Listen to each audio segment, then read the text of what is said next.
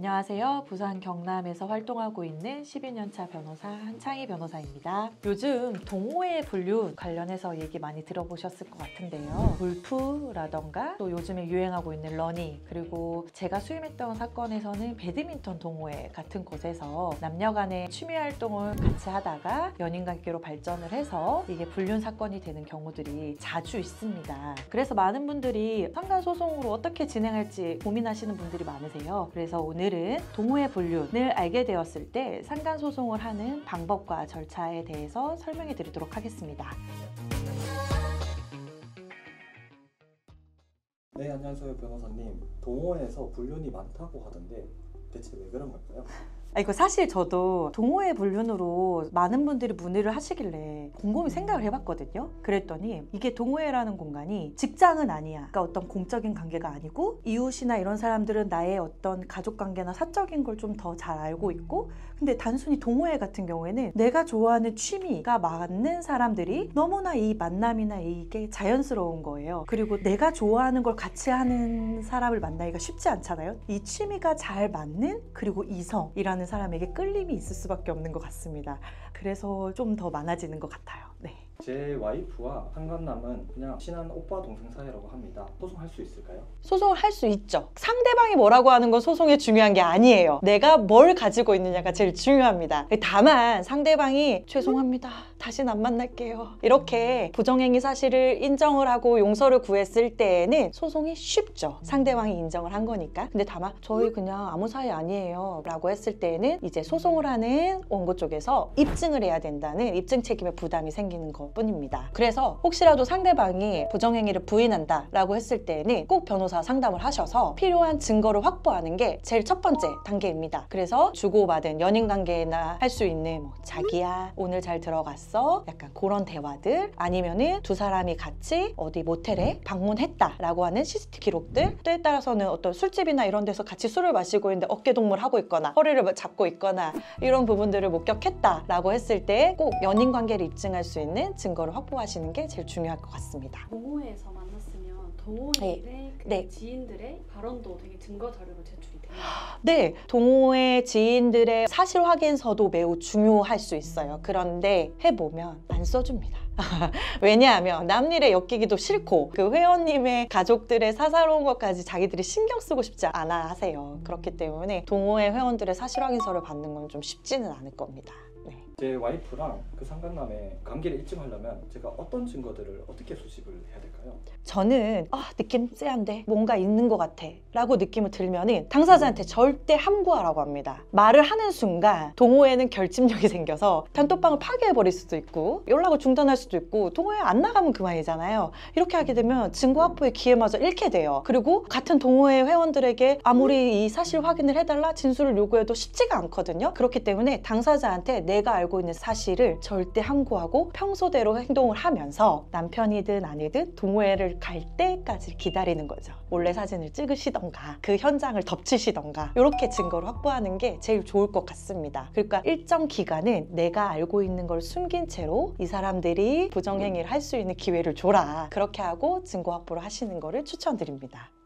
몰래 찍는 사진이 불법이 될 것 같기도 하고 그 현장을 제가 덮친다고 하더라도 그게 과연 법적인 효력이 있는지. 현장 사진을 증거 사용 목적에서 촬영하는 부분에 대해서는 불법이 되지 않고 실제 소송에서도 그 현장 사진이 증거로 사용이 되기도 합니다. 그리고 나서 그 현장에 들이닥쳤을 때에는 주머니에 녹음기 같은 거를 몸에 착용을 하셔가지고 가셔서 그 현장에 대해서 아까 너희들이 하는 행동들을 다 봤다라고 하게 되면은 그 자리에서 사실은 아니라고 부인하기가 쉽지가 않거든요. 그러면 자백을 받아내기도 더 높고요. 그 다음에 만약에 내가 저 변호사님 너무 심약해요, 거길 덮치긴 너무 힘들 것 같아요 라고 하면은 차라리 저희가 증거 보전을 하는 방법이 있습니다. 현장에 내 배우자와 상간녀가 부정행위 하고 있던 시간대, 장소 다 알고 계시잖아요. 법원에다가 그 가게의 CCTV에 대해서 증거 보전 신청을 하시면 됩니다.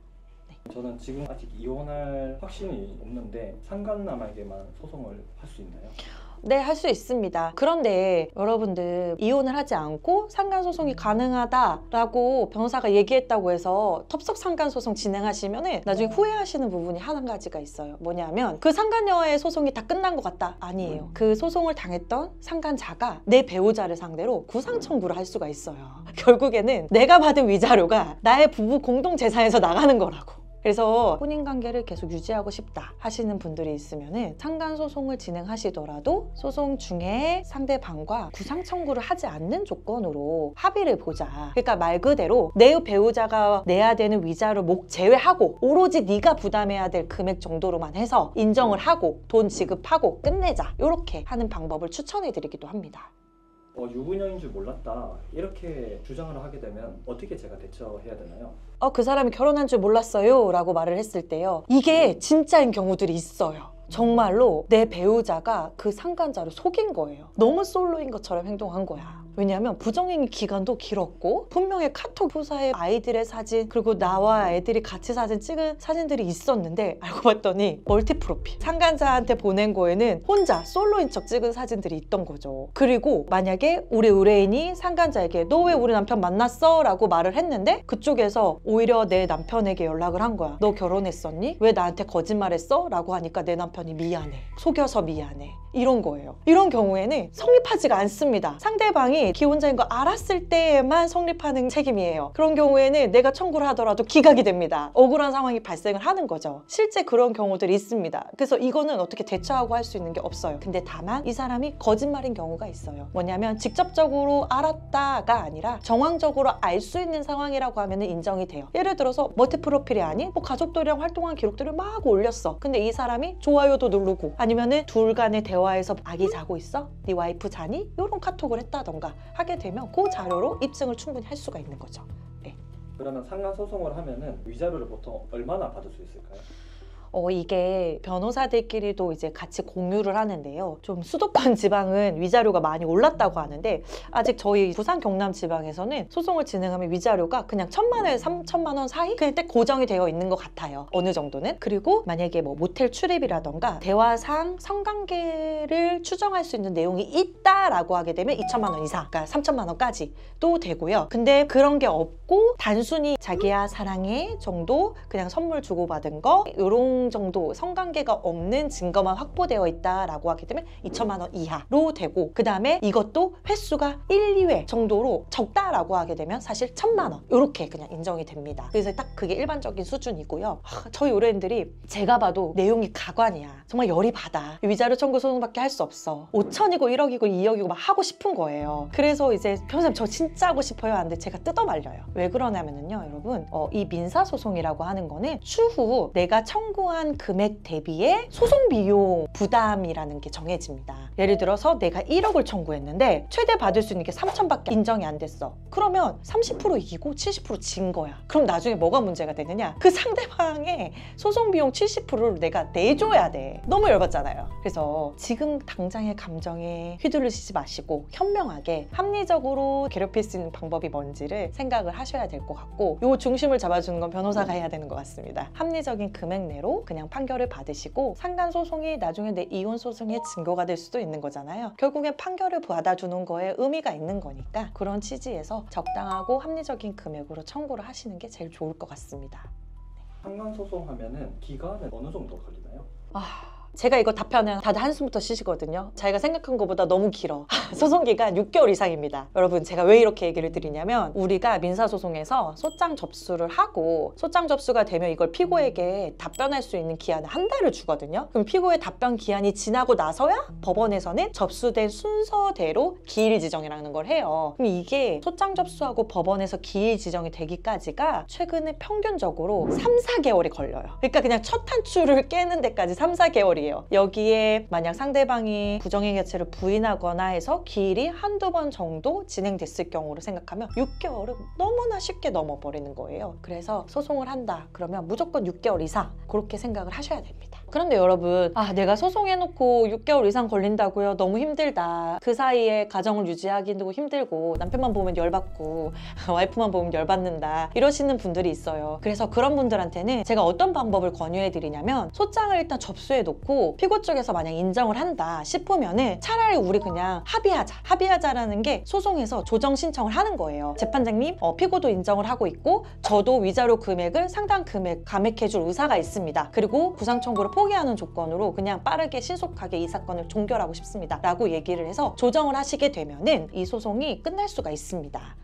불륜 사실을 안 지 1년 정도 된 것 같은데 제가 언제까지 소송을 하면 되나요? 안날로부터 3년, 그러니까 지금 2년 남으셨네요. 네, 그렇게 제기를 하실 수가 있고 또 뭐 있을날로부터 10년이긴 한데 중간에 인지를 하기 때문에 안날로부터 3년이 조금 더 빨리 도과하는 경우들이 많죠. 근데 여러분, 이게 되게 단편적으로 생각하실 거는 아닌 것 같아요. 이혼 소송으로 왔을 때는 부정행위를 근거로 한 이혼 청구는 6개월 안에 하셔야 되거든요, 여러분. 그러니까 내가 이걸 알아도 100% 용서할게, 그런 의지가 확고하다 하시면은 뭐 조금 기다렸다가 3년 정도 고민해보고 상간자한테 소송할지 말지 이런 기간이 되겠지만, 이 소송을 해보면서 남편과의 관계가 회복되지 않으면 내가 이혼까지도 생각하고 있다 그러면은 빠르게 움직이셔야 될 것 같아요. 일단은 소송을 해보고 내가 그 상간자에게 소송을 했을 때 내 배우자의 반응도 보고, 이 배우자가 정말 나를 사랑한다 라고 하면 넙적 엎드리고 용서를 구할 것이고, 소송을 했는데 오히려 마음이 더 붕 떠가지고 왜 소송했어? 나 쪽팔리게 왜 소송해? 아니면 오히려 나 저 사람 너무 사랑해 라고 했을 때는 오히려 이혼까지도 생각해야 되는 거니까, 그런 부분까지도 고려를 한다면은 빠르게 변호사 통해서 상담을 받아보시고 소송 진행에 대해서도 신속하게 결정을 하시는 게 여러모로 유리하실 것 같습니다. 그리고 여러분, 이 소송하는 시점에 대해서는요, 내가 부정행위 사실을 알고 3년이라는 여유가 있긴 하지만은요, 내가 부정행위를 알고 있어, 당신 바람핀 거 내가 알고 있어 라는 거를 그 당사자들이 알게 된 날로부터는 신속하게 움직이셔야 돼요. 왜냐하면 그 사람들이 알게 되면은 가지고 있는 증거가 다 소실돼 버릴 수가 있는 거죠. 서로 연락을 하지 않는다거나 서로 쌍방의 전화번호를 지워버린다거나 대화 내용을 삭제해버린다거나, 심지어 동호회 같은 경우에는 단톡방에 여러 가지 증거들이 있는데 나와버리면 제가 확보할 수 있는 길이 없는 거예요. 그렇기 때문에 증거 확보 목적에서라도 빠르게 움직이시는 게 좋을 것 같습니다. 제 와이프의 상간남이 저랑 만나고 직접 이야기하고 싶다고 합니다. 바로 나가서 이야기하면 될까요? 저는 이거 엄청 중요한 기준이 있어요. 뭐냐면요, 증거가 없다 하면 한번 만나보세요. 대화하는 과정에서 저 사람이 인정을 할 수도 있으니까 증거 확보 목적에서 만나보시라고 말씀을 드리고, 증거가 많다라고 하시면은 괜히 만나지 마세요 라고 말씀을 드려요. 만나게 되면, 얼굴 보게 되면 사람이 감정이 또 올라오거든요. 아무리 저쪽에서 싹싹 빌어도 열받아. 그러면은 내 입에서 심한 욕이 나올 수도 있고 어떤 행동이 나올 수도 있고, 그러니까 그렇게 되면 오히려 내가 형사적인 문제가 또 생길 수도 있거든요. 또 두 사람이 만난다고 하는데 카페나 뭐 이런 데서 만나실 거 아니에요. 다른 사람들, 모르는 사람들이 있는 공간에서 내 배우자랑 바람 폈지? 라는 사실을 어필하더라도 남들이 들을 수 있게 큰 소리로 말했다거나 욕을 한다거나 했을 때에는 모욕죄나 명예훼손도 성립을 할 수가 있기 때문에 가급적이면 만남을 회피하시라고 말씀을 드리고, 오히려 소송 대리인을 통해서, 그러니까 변호사를 통해서 상대방에게 원하는 거, 요구하는 거, 진실된 사과문이라든지 위자료라든지 다시는 만나지 않을 것이라는 약속이라든지 이런 거를 대리인을 통해서 언급을 하시는 게 직접 만나서 생길 수 있는 문제들도 발생하지 않는 방법이지 않을까 생각이 듭니다. 이혼 소송이랑 상간 소송이 따로 있던데 따로 하는 게 좋을까요? 동시에 하는 게 좋을까요? 저는 의뢰인분들한테 이거를 같이 하실지 따로 하실지를 전적으로 선택하게 말씀을 드리거든요. 그런데 차이에 대해서는 또 설명을 드려요. 뭐냐면 같이 하게 되면은 위자료가 조금 더 올라갈 수도 있어요. 근데 같이 소송을 했을 때는 피고가 이혼에 따른 소송 기록도 다 봐요. 피고들에게 모두 다 송달이 되거든요. 그러면은 내 배우자에게 할 말도 피고 상간자도 다 본다는 거예요. 이거를 법원에서 친절하게 가려주고 상간 소송만 따로 보내주고 하지 않습니다. 그런 부분 때문에 같이 하시게 되면 그걸 감당하셔야 된다. 상간자가 이혼과 관련된 서류를 다 보신다 라고 말씀을 드리고, 따로 하시게 되면은 내가 소송을 2개로 진행을 해야 되고 2개에 대해서 출석해야 되고 이런 불편함이 있을 수는 있지만, 근데 이거는 어쨌든 변호사를 통해서 진행을 하는 부분이니까 따로 하시는 게 좋지 않을까요? 라고 말씀을 드리거든요. 어쨌든 이 부분은 본인이 선택을 하셔야 되는 거고, 제가 말씀드린 대로 같이 했을 때에는 소송 기록이 나눠지지 않고 같이 다 송달이 된다라는 거를 꼭 인지를 하셨으면 좋겠습니다. 네.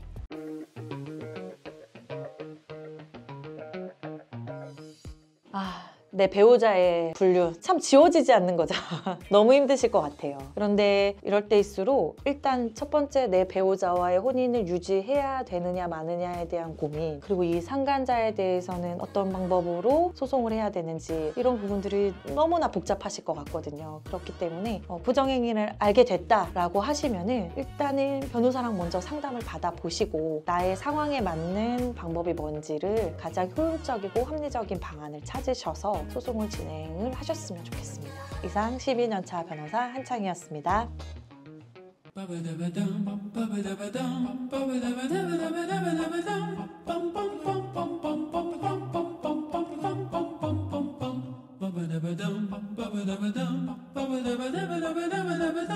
Bum